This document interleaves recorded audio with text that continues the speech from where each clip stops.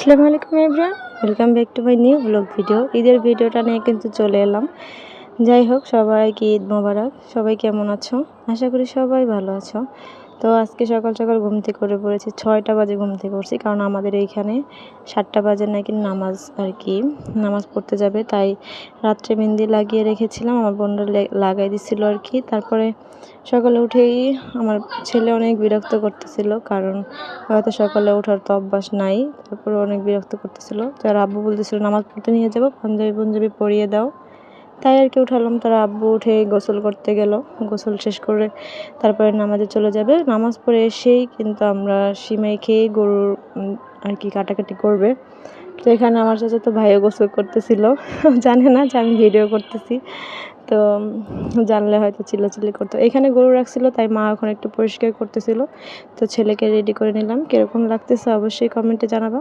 তো ছেলে নামাজে চলে যাচ্ছে, কিন্তু আরিয়ান অনেক কান্না করতেছিল আর একদম ভালো লাগতেছিল না।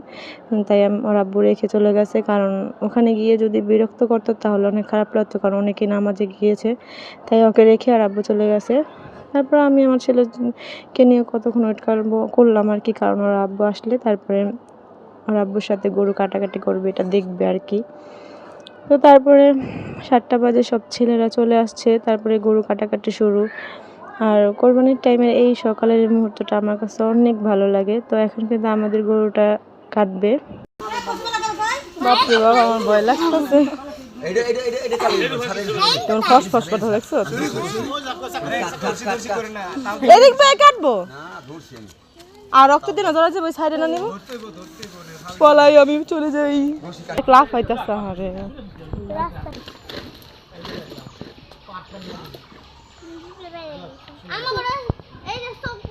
আরিয়ান, তোমার ভয় লাগে না?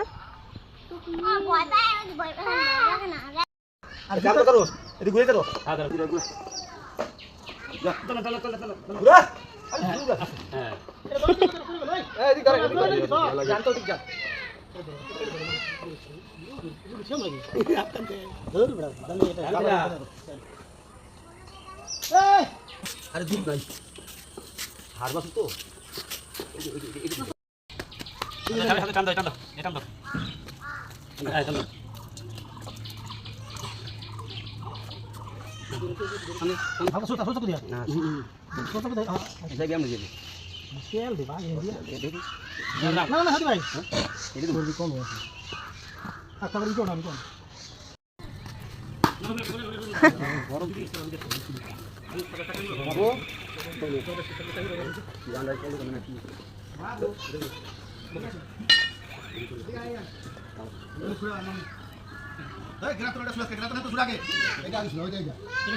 আমার কান বড় কথা মিটাস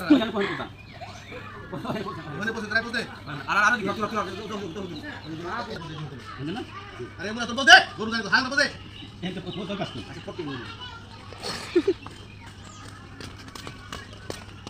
চলে সাইডে এত ফুটে যাও দেখো যা তো ফুটে কাটা সাইডে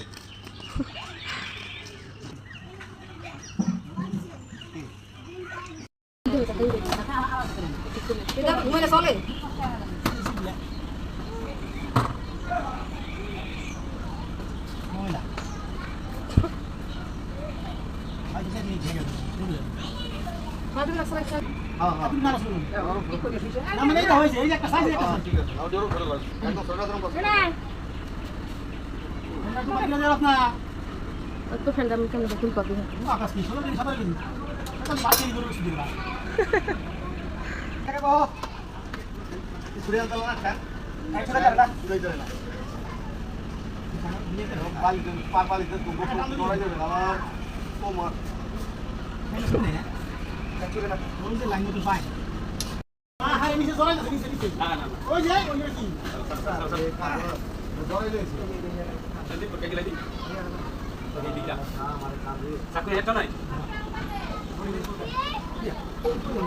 সকালে দেখ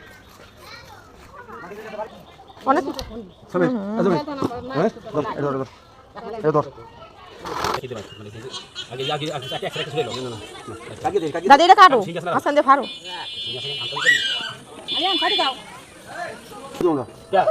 কোনটা ব্যাপার গাছগুলো ভালো করে দিলে হয়ে যাবে তো ওখানে যে এখন আমরা কোথাও কিছু আর করতে না পরিষ্কার করে সেটা তো বোঝাই নেই করতে চলো খালি ফাইবার সরে গিয়ে ঘুমাই গিয়ে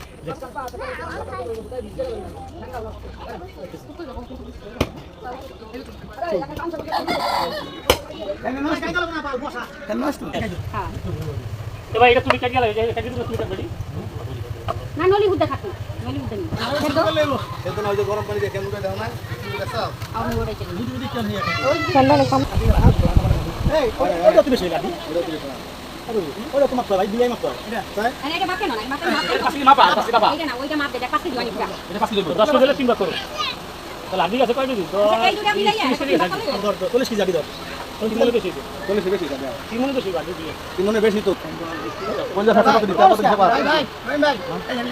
তো দেখতেই পেলে আমাদের গরুটা কিন্তু অলরেডি বানানো শেষ পর্যায়ে মানে হয়ে গেছে। এখন আর কি কতটুকু গোশ হয়েছে ওইটাই আর কি মাপতে ছিল।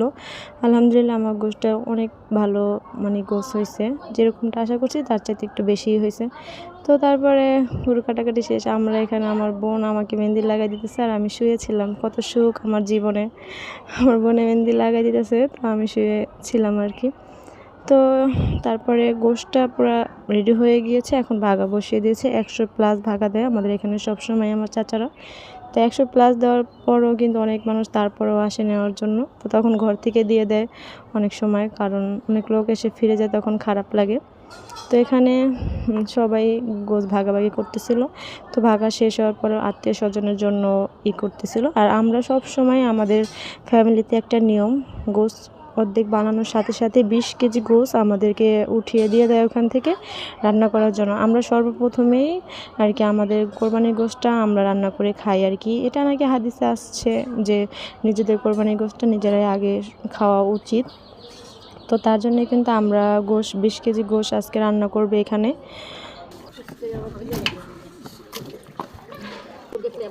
জ্বালা বসে ব্যক্তির কাম কাজ হইছে এখন বইবে নিরিবিলি রান্ধো ও সিহার করতে কি আবু তো নাকতেই পারবে না না না তার মানে ডাইনের দিন নারবে না ডাইনে দিয়ে বাদ দিয়ে দাও তুমি দিয়ে আইলো দাও দাও দাও ওই দেখো বেশি দিয়ে দাও নারা পরে দিও এই দেখো এসে হালকা করে রান্ধবো না দিলাম দাও দাও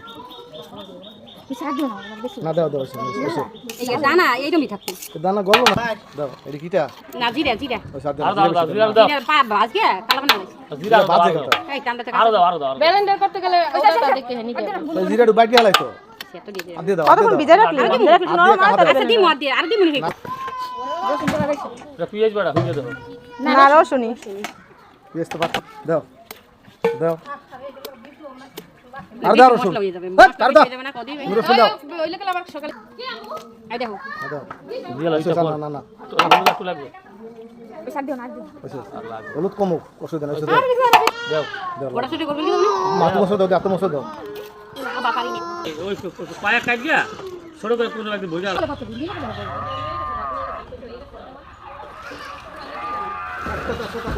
আচ্ছা দেখতা শুনি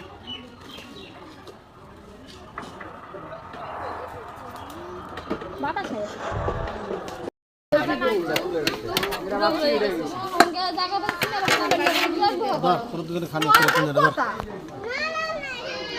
এই গরম গরম ধরো ধরো ধরো।